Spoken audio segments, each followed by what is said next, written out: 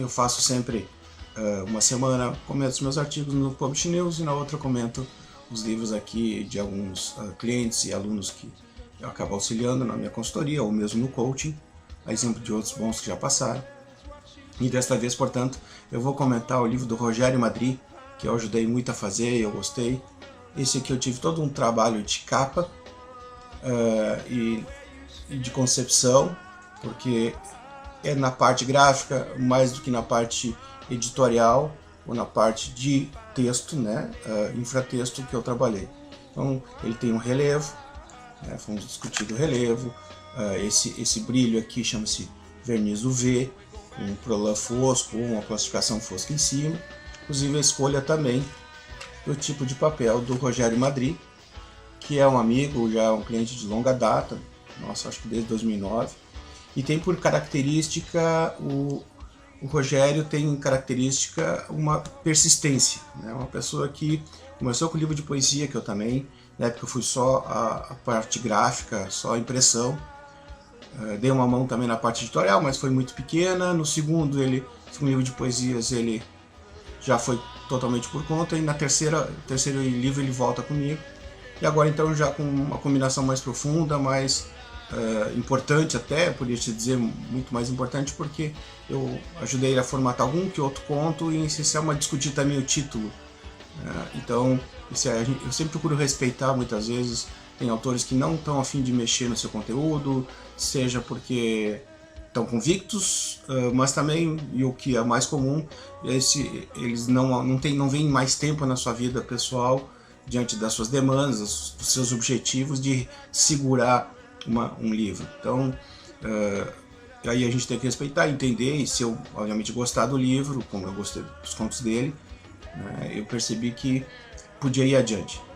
E por isso, não, vamos lá, vamos trabalhar esse livro aqui, vamos fazer acontecer.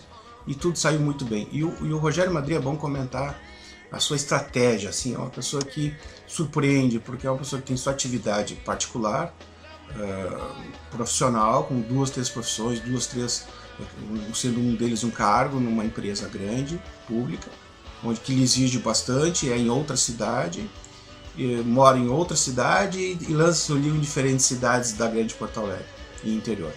Isso é de uma nobreza, de uma expressão, de uma vontade de levar a sua escrita adiante impressionante. E ele nem por isso deixa de fazer algumas oficinas de escrita criativa, nem por isso ele deixa de procurar soluções para sua literatura, porque perceba, uma das grandes sacadas, eu acredito, do escritor é que a gente anda por conta. A gente navega praticamente sozinho. Porque nós temos nossas próprias inculcações, nossas próprias dúvidas.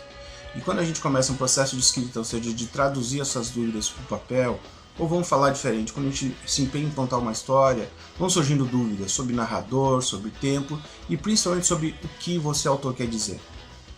E essas buscas e essas respostas, elas se traduzem nas buscas que a gente está procurando, e a tendência é sair para qualquer lado. Então a gente vai para a internet, vai para oficinas, e não está errado, porque não existe hoje respostas fechadas. No passado, tínhamos críticos literários, tínhamos cadernos de jornais, a gente sabia que eram segmentados, se você estudasse, se aprofundasse, havia uma chance boa, seguindo aquele cânone, aquilo que lhe era proposto, você encontrar pelo menos algum norte, algumas respostas. Hoje ficou tudo muito fragmentado, está tudo muito picado. Existem N soluções na internet, existem N soluções no dia a dia, com pessoas se oferecendo, né? Inclusive academias, faculdades se propondo a dar aulas com escrita criativa, como o caso da PUC de Porto Alegre, entre outras, Unicinos aqui de São Leopoldo já fez isso, mas nenhuma delas, eu acredito, até agora, de fato, conseguiu contemplar de todo as nossas respostas. Embora os esforços são nobres, a iniciativa é maravilhosa, a gente dá um curso, algo que já existe em economias mais desenvolvidas como a norte-americana, e as respostas nem sempre vêm do jeito que a gente gostaria. Então, assim, vou reforçar aqui, o próprio Rogério Madri fez lançamento na Feira de Guaíba, Feira do Livro de Canoas, Gravataí, é um cara que não descansa, faz eventos, e ele tem uma meta. Além de fazer um livro bonito, ele tenta se pagar o próprio livro. Não está preocupado no primeiro momento em faturar e ganhar dinheiro, como a maioria do pessoal pensa. Faz uma tiragem de acordo com que ele acha que vai conseguir colocar na rua a um preço X, e aí as surpresas vão aparecendo, quando às vezes num evento, pessoas que gostaram da proposta dele, da ousadia dele, compram várias edições, vários exemplares para distribuir para associados, como foi o caso que ele participou de uma associação que se empolgou com o material dele e adquiriu vários, inclusive levantou um bom dinheiro, praticamente equilibrando as despesas dele com o livro. Isso é muito importante, essa visão de tentar recuperar. Nós sabemos que a tarefa do escritor é, antes de tudo, escrever e pensar sobre o que está escrevendo e depois pensar em vender, em posicionar. E sei que são coisas até conflitantes que nos obrigam a mudar às vezes de postura ou nos chateiam. É óbvio que a gente tem que compreender essas dinâmicas, mas é bom aprender com alguns caras que fazem isso. Eu, apesar de ser consultor dele, eu aprendo muito com ele, com essas iniciativas de aparecer aqui no escritório já tarde, às vezes da noite, para conversar, porque ele não teve tempo, ele está vindo do trabalho, vindo de outra coisa, e nós íamos conversar sobre o livro dele. Fez o website, fez tudo, que eu até quero colocar aqui daqui a pouquinho, né, o site dele. Então são coisas assim que eu acho muito importantes. E o mais incrível, ele nunca teve maior intimidade com o Facebook, com o Twitter e com a internet em geral. Tirando os 7 e-mails, ele não é um cara que milita no Facebook, é um cara que está ali com postagens diárias, até contratou um pessoal para ajudar ele, pessoas que eu indiquei, e mesmo assim eu vi que ele ainda não está 100%. E o que é isso? Igual está vendendo seus livros, igual está tendo uma referência, igual está tendo indicações. O que é isso? Trabalho, vontade e substancialmente amor. Amor pela escrita e pelo que ele está fazendo. E não tem coisa mais bonita que ver um escritor apaixonado pelo seu trabalho. Não tem. Eu acho fantástico que a gente leva adiante. E vou repetir isso N vezes nesses vídeos sempre.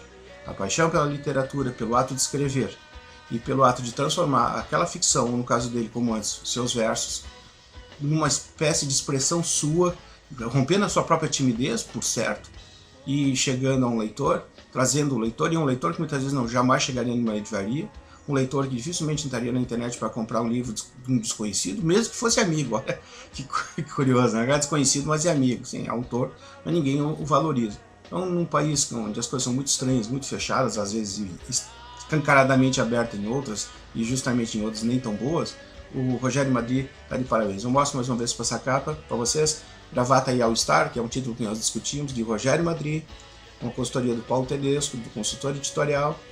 Foi um prazer estar aqui com vocês, e provavelmente esse deve ser o nosso último vídeo deste ano. E fica aqui um recado, ano que vem tem muito mais e várias novidades. Um abraço, foi um prazer.